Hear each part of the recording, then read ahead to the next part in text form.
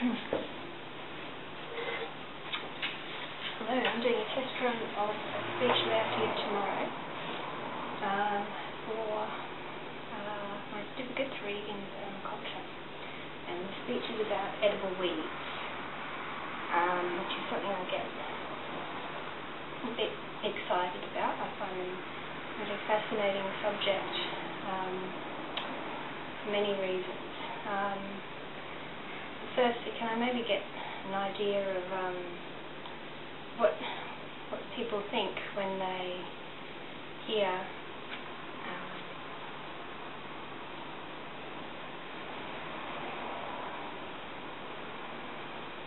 about eating edible weeds or eating weeds? Do you put up with you are really interested in the subject? Put your hands up if you're disgusted, and put your hands up if you have some fear of poisoning or something. Okay. Well, hopefully I can inspire you by this talk. There's lots of beneficial attributes of weeds, at least for when you want to eat them, which many of these same attributes are negative attributes if you want to get rid of them.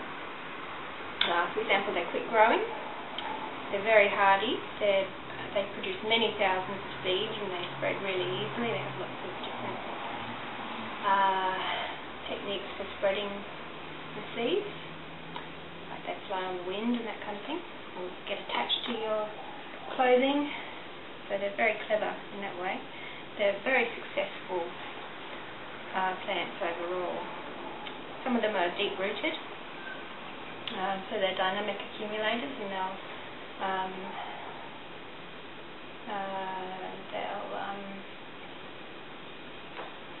accumulate lots of good minerals in their leaves to make them very nutritious.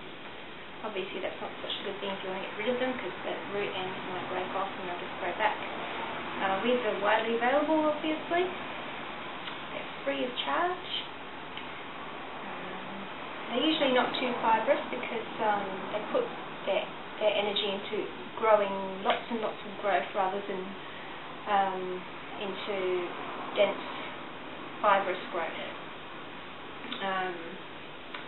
You don't need to care for them or nurture them like other garden plants, and you can harvest them very fresh, just like veggies from your own garden.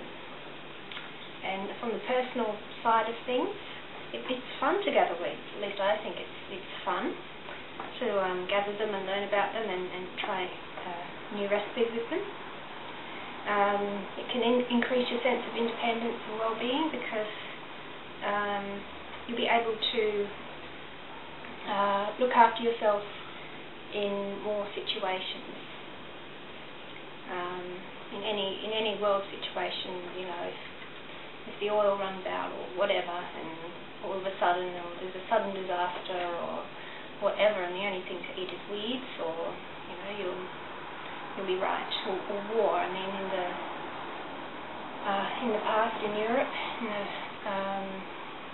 world wars earlier last century, people had to survive on weeds that they found. You'll feel like a traditional gatherer again, and you'll feel closer to nature. Even if you're in an urban kind of situation, it's nice.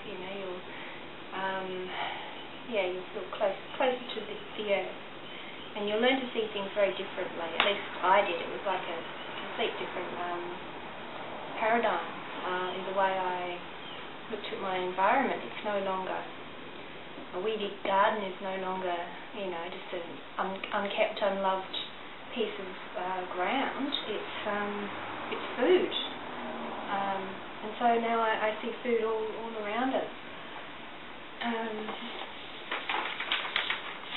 Now it's not just me who's a crazy weed eater. The wild plants that we know as weeds are harvested and eaten all around the world by poor and peasant societies in particular.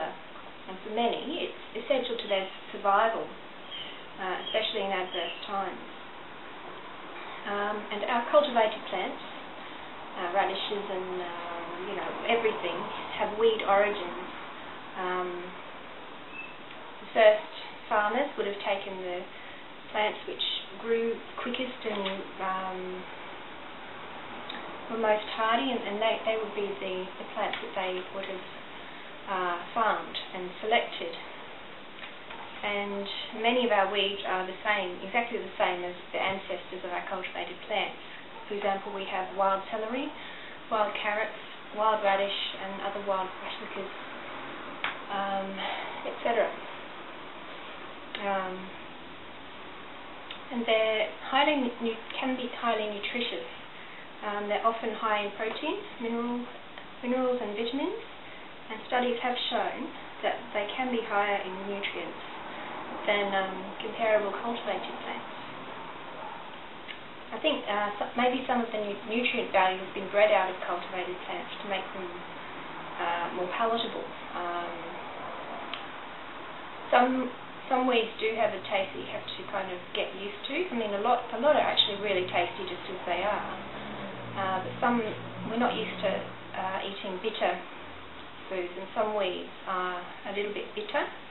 I think bitter taste is one that I think we can get used to. It's like an acquired taste that we just, in our society we haven't, whatever reason, we haven't gotten used to that bitter taste.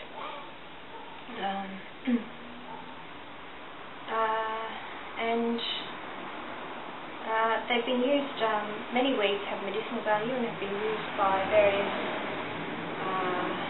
cultures and societies around the world for healing. I'll move on to the possibility of being poisoned, because it's probably on some of your mind. Weeds are actually less likely to be poisonous than other plants. Most of their energy goes to producing rapid growth rather than into producing poisons, and their survival tactic is to produce lots and lots of plants and lots of quick growth, and that's how they ensure that there's always another generation. Whereas a slower growing plant, it's more likely to have the survival tactic of being poisonous.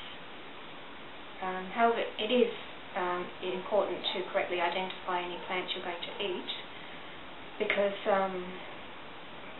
there are some poisonous plants that do resemble edible weeds. For example, radium weed can look like chickweed when it's young. Hemlock can look a bit like wild umbellifera species, and cestrum can be confused with nightshade. But there are books which make it easy to correctly identify these plants with clear illustrations or photos and clear defining descriptions, plus descriptions of similar plants